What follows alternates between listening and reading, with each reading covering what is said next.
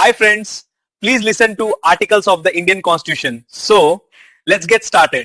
आज हम भारत के संविधान की दो आत्माओं को समझने की कोशिश करेंगे। एक वो दार्शनिक आत्मा जो संविधान सभा की बहसों में दिखती है, जहाँ मतलब बड़े बड़े सिद्धांतों और भविष्य की कल्पना पर बात हुई, और दूसरी उसकी व्यावहारिक आत्मा। हाँ, यानी वो नियम, पद और प्रक्रियाएं जो देश को हर रोज चलाते हैं। बिल्कुल। आज हम देखेंगे कि कैसे हमारे संविधान निर्माता एक ही समय में, आप कह सकती हैं कि एक कवि और एक इंजीनियर दोनों की तरह सोच रहे थे। अच्छा। एक तरफ वो सिद्धांतों के स्तर पर एक खुली किताब लिख रहे थे, हाँ। और दूसरी तरफ प्रक्रिया के स्तर पर एक सटीक मशीन बना रहे थे। और इस पड़ताल के लिए हमारे पास संविधान सभा की बहसों के रिकॉर्ड्स हैं और भारत के उपराष्ट्रपति पद पर कुछ बहुत ही दिलचस्प लेख भी हैं। जी। तो सबसे पहले चलते हैं संविधान की दार्शनिक आत्मा की तरफ, वो जगह जहां शब्दों और विचारों की जंग लड़ी जा रही थी। चलिए डॉक्टर B.R. अम्बेडकर के तर्कों से शुरू करते हैं। बिल्कुल। डॉक्टर अम्बेडकर ने लोकतंत्र को सिर्फ सरकार का एक रूप नहीं माना। उनकी एक परिभाषा है जो मुझे हमेशा सोचने पर मजबूर करती है। हाँ, वो क्रांतिकारी परिवर्तन वाली। वही, उन्होंने कहा था, लोकतंत्र सरकार का एक ऐसा रूप और तरीका है जिसके द्वारा लोगों के आर्थिक और सामाजिक जीवन में क्रांतिकारी परिवर्तन बिना खून खराबे के लाए जाते हैं। और यही सोच उनके हर तर्क में झलकती है। इसका एक बहुत ही बढ़िया उदाहरण देखिए, अनुच्छेद 1 पर हुई बहस में। हाँ। Pro K.T.. शाह ने एक संशोधन पेश किया कि भारत को धर्मनिरपेक्ष, संघीय, समाजवादी राज्य घोषित किया जाए, जो आज हमें बहुत स्वाभाविक लगते हैं क्योंकि ये प्रस्तावना का हिस्सा है। बिल्कुल, लेकिन तब अम्बेडकर ने इसका विरोध किया था। और यहीं पर मामला दिलचस्प हो जाता है। उन्होंने इन महान शब्दों का विरोध क्यों किया? आखिर वो तो खुद इन सिद्धांतों में विश्वास रखते थे। उन्होंने दो बहुत गहरे तर्क दिए। पहला, उन्होंने कहा कि संविधान का काम सरकार के अंगों, मतलब विधायिका, कार्यपालिका, न्यायपालिका, इनको शक्ति देना और इनकी सीमाओं को तय करना है। ये एक तंत्र है। एक सिस्टम। हाँ, एक सिस्टम।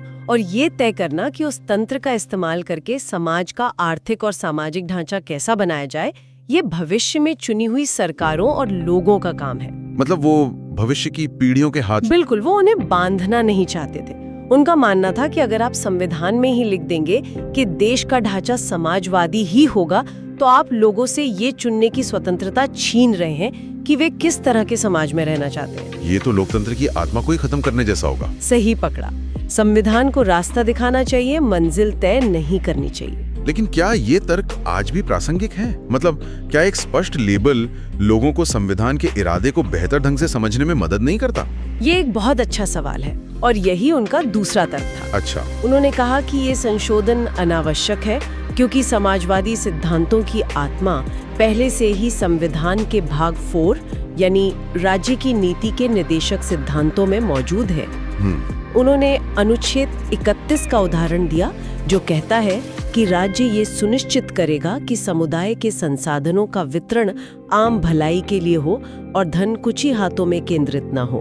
तो उनका कहना था कि जब सिद्धांत और नियत पहले से ही मौजूद हैं, तो ऊपर से एक लेबल चिपकाने की क्या जरूरत है? बिल्कुल। ये तो सिर्फ सिद्धांतों की बात हुई। शब्दों के चयन पर भी तो काफी खींचतान हुई थी, जैसे संघ यानी यूनियन बनाम परिसंघ यानी फेडरेशन की बहस। जी हाँ, और ये डर निराधार नहीं था। कुछ लोगों को डर था कि यूनियन शब्द केंद्र को बहुत ज्यादा शक्तिशाली बना देगा। बिल्कुल, सदस्यों को चिंता थी कि यूनियन शब्द का इस्तेमाल केंद्र को एक एकात्मक सरकार, मतलब यूनिटरी गवर्नमेंट की तरह काम करने का मौका दे सकता है, जहां राज्यों की अपनी कोई पहचान न रह जाए। जी।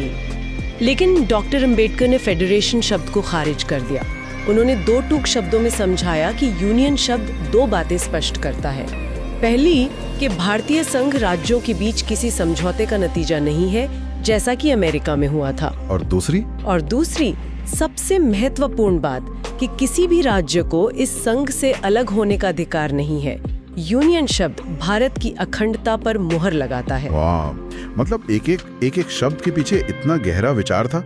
मैंने सुना है कि एक बहस तो सिर्फ द शब्द को लेकर हो गई थी। हाँ, ये किस्सा दिखाता है कि वो लोग कितने मीन-मेख निकालने वाले थे, और ये अच्छी बात थी। सदस्य नजीरुद्दीन अहमद, जो अपने संशोधनों के लिए जाने जाते थे, उन्होंने अनुच्छेद में राज्यों के नाम से पहले लगे द शब्द को हटाने का प्रस्ताव रखा। उन्हें लगा ये व्याकरण के हिसाब से अनावश्यक है। और अम्बेडकर का इस पे क्या जवाब था? उनका जवाब शानदार था। उन्होंने कहा कि ये कोई साधारण द नहीं है, ये एक डेफिनेट आर्टिकल है जो अनुसूची में बताए गए विशिष्ट राज्यों की ओर इशारा कर रहा है। अच्छा, ये किसी भी राज्य की बात नहीं कर रहा, बल्कि उन राज्यों की कर रहा है जो भारत का हिस्सा है।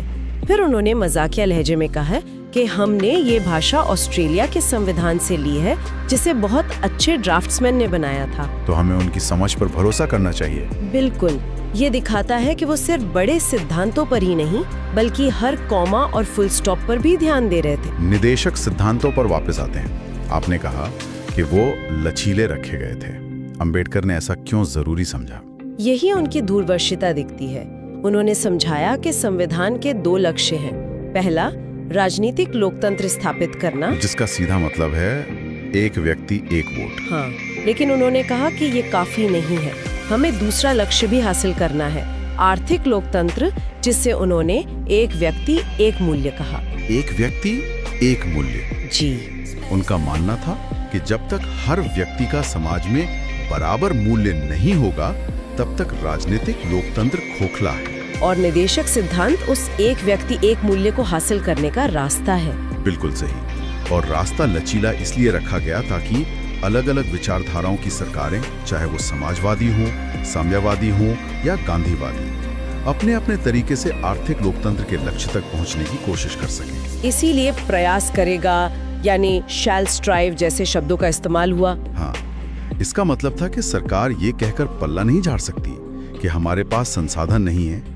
मुश्किल से मुश्किल हालात में भी उसे उन सिद्धांतों की दिशा में प्रयास करते रहना होगा। अब एक ऐसे अनुच्छेद पर आते हैं जिस पर आज भी सबसे ज्यादा बहस होती है। समझ गई। अनुच्छेद 35 यानी एक समान नागरिक संहिता, यूनिफॉर्म सिविल कोड। संविधान सभा में इस पर क्या माहौल था? माहौल काफी गर्म था। कुछ मुस्लिम सदस्यों ने तर्क दिया कि ये उनके पर्सनल लॉ में हस्तक्षेप होगा, जो उनके धर्म का हिस्सा है और अपरिवर्तनीय है। इस भावनात्मक तर्क के जवाब में डॉक्टर अंबेडकर ने भावनाओं का नहीं बल्कि तथ्यों और इतिहास का सहारा लिया। उन्होंने क्या तथ्य रखे? उन्होंने 2 बहुत मजबूत ऐतिहासिक उदाहरण दिए। पहला, उन्होंने बताया कि 1935 तक उत्तर पश्चिम सीमांत प्रांत मतलब NWFP, जो एक मुस्लिम बहुल इलाका था, वहाँ मुसलमानों पर शरीयत कानून पूरी तरह लागू नहीं होता था। अच्छा। हाँ, उत्तराधिकार जैसे मामलों में वे काफी हद तक हिंदू कानून का पालन करते थे। ये तो 1939 में एक केंद्रीय कानून बनने के बाद बदला। मतलब पर्सनल लॉ हमेशा से एक जैसा नहीं था जैसा दावा किया जा रहा था। बिल्कुल। उनका दूसरा उदाहरण तो और भी दिलचस्प था। बताइए। उन्होंने उत्तरी मालाबार का जिक्र किया, जहां न केवल हिंदुओं पर बल्कि मुसलमानों पर भी मरुम कथायम कानून लागू होता था। ये एक मातृसत्तात्मक मतलब मेट्रियार्कल कानून था, जहां संपत्ति माँ से बेटी को मिलती थी। जी, जो कि सामान्य इस्लामी या हिंदू कानून के बिल्कुल विपरीत है। उन्होंने साबित कर दिया कि पर्सनल लॉ समय और क्षेत्र के हिसाब से बदलते रहे हैं। फिर उन्होंने कहा कि आज भी भारत में लगभग हर क्षेत्र में एक समान कानून है, चाहे वो दंड संहिता हो, कॉन्ट्रैक्ट एक्ट हो या प्रॉपर्टी एक्ट। केवल विवाह और उत्तराधिकार का छोटा सा क्षेत्र बचा है। उनका पूरा तर्क तथ्यों पर था, जिससे बहस का रुख ही बदल गया। तो हमने देखा कि कैसे अंबेडकर और अन्य निर्माताओं ने संविधान की नींव में लचीलेपन और दूरदर्शिता के बीज बोए। ये तो सिद्धांतों की बात हुई जी। लेकिन जब इन सिद्धांतों को जमीन पर उतारने की बात आती है तो हमें एक मशीनरी चाहिए होती है, और उसी मशीनरी का एक बहुत ही महत्वपूर्ण पुर्जा है भारत के उपराष्ट्रपति का पद। चलिए अब उस पुर्जे की इंजीनियरिंग को समझते हैं। ये एक बेहतरीन ट्रांजिशन है, क्योंकि उपराष्ट्रपति के पद पर आते ही हम सिद्धांतों की दुनिया से निकलकर नियमों और प्रक्रियाओं की सटीक दुनिया में आ जाते हैं। हाँ, इस पद की सबसे अनूठी बात इसकी दोहरी भूमिका है। हाँ, ये थोड़ा अजीब लगता है। एक तरफ वो कार्यपालिका का हिस्सा है, राष्ट्रपति के बाद दूसरे नंबर पर, और दूसरी तरफ वो राज्यसभा के सभापति के रूप में विधायिका का हिस्सा है। जी। क्या इससे हितों का टकराव नहीं होता? ये एक वाजिब सवाल है, लेकिन हमारे सिस्टम में इसे शक्तियों के पृथक्करण का उल्लंघन नहीं बल्कि एक पुल की तरह देखा जाता है। अच्छा, एक पुल की तरह। हाँ, उपराष्ट्रपति वह व्यक्ति है जो कार्यपालिका और विधायिका के एक महत्वपूर्ण अंग यानी राज्यसभा के बीच समन्वय स्थापित करता है। ये मॉडल हमने अमेरिकी उपराष्ट्रपति के पद से लिया है। लेकिन एक बहुत बड़े और महत्वपूर्ण अंतर के साथ। और वो अंतर क्या? अमेरिका में अगर राष्ट्रपति का पद किसी भी कारण से खाली हो जाता है तो उपराष्ट्रपति बचे हुए पूरे कार्यकाल के लिए राष्ट्रपति बन जाते हैं। पूरे कार्यकाल के लिए? हाँ, वो पूरी तरह से नए राष्ट्रपति होते हैं। लेकिन भारत में ऐसा नहीं है। यहाँ उपराष्ट्रपति केवल एक कार्यवाहक राष्ट्रपति के रूप के काम करते हैं। और उनका काम? उनका एकमात्र काम ये सुनिश्चित करना होता है कि 6 महीने के अंदर नए राष्ट्रपति का चुनाव हो जाए। वो पूरे कार्यकाल के लिए पद नहीं संभालते। ये एक बहुत बड़ा अंतर है। ऐसा क्यों किया गया? इसके पीछे सोच ये थी कि भारत का राष्ट्रपति जो राष्ट्र का प्रमुख होता है उसे हमेशा जनता के चुने हुए प्रतिनिधियों द्वारा ही चुना जाना चाहिए। यानी सांसदों और विधायकों द्वारा? जी, एक व्यक्ति जो सीधे उस प्रक्रिया से नहीं चुना गया उसे लंबे समय तक वो पद नहीं संभालना चाहिए। ये जनादेश के सम्मान का प्रतीक है। अब आते हैं उनके चुनाव पर। ये दिलचस्प है कि वीपी के चुनाव में मनोनीत सदस्य भी वोट देते हैं जबकि राष्ट्रपति चुनाव में नहीं देते। बिल्कुल, वजह ये है कि उपराष्ट्रपति का मुख्य और लगभग एकमात्र नियमित काम राज्यसभा की अध्यक्षता करना है। और मनोनीत सदस्य जिन्हें राष्ट्रपति कला, विज्ञान, साहित्य जैसे क्षेत्रों से चुनते हैं वे राज्यसभा का ही अभिन्न हिस्सा होते हैं। इसलिए ये तर्कसंगत माना गया कि जो व्यक्ति उनके सदन की अध्यक्षता करने वाला है उसके चुनाव में उनकी भी भूमिका होनी चाहिए। सही बात है। एक मिनट, अगर उपराष्ट्रपति राज्यसभा के सभापति हैं तो क्या उन्हें हटाने का अधिकार केवल राज्यसभा के पास ही है? ये थोड़ा कंफ्यूजिंग लगता है। आपका सवाल बिल्कुल सही जगह पर है और यहीं पर कई लोग गलती करते हैं। अच्छा। उपराष्ट्रपति को हटाने की प्रक्रिया राष्ट्रपति के महाभियोग से बहुत अलग और सरल है। इसकी शुरुआत केवल और केवल राज्यसभा में ही हो सकती है। सिर्फ राज्यसभा में? जी, राज्यसभा को तत्कालीन सभी सदस्यों के बहुमत से एक प्रस्ताव पारित करना होता है। तत्कालीन सभी सदस्यों के बहुमत? इसका क्या मतलब है? ये साधारण बहुमत से कैसे अलग है? इसे प्रभावी बहुमत यानी इफेक्टिव मेजॉरिटी कहते हैं। मान लीजिए राज्यसभा की कुल संख्या 245 है लेकिन 5 सीटें खाली हैं, तो सदन की तत्कालीन संख्या हुई 240। ठीक है। प्रभावी बहुमत का मतलब है 240 का बहुमत यानी 121 वोट।